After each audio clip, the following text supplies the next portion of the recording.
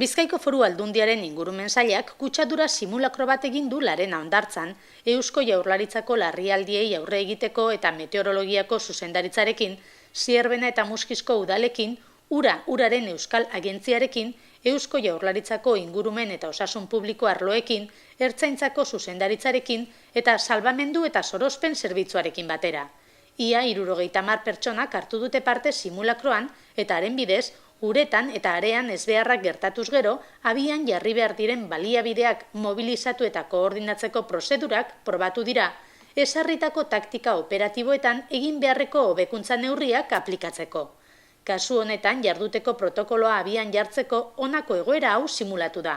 Itsasertzean erregai bidoi batzuk egotea. 250 litroko bidoi batzuk izan dira, ustez alkohol alilikoa zutenak. Likidoa, sukoia eta oso toksikoa da, eta beraz oso arriskutsua giza osasunerako.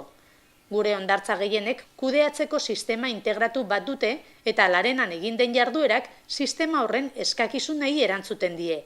Hain zuzen ere, 14.001/2004 arauak ezarritako baldintzei.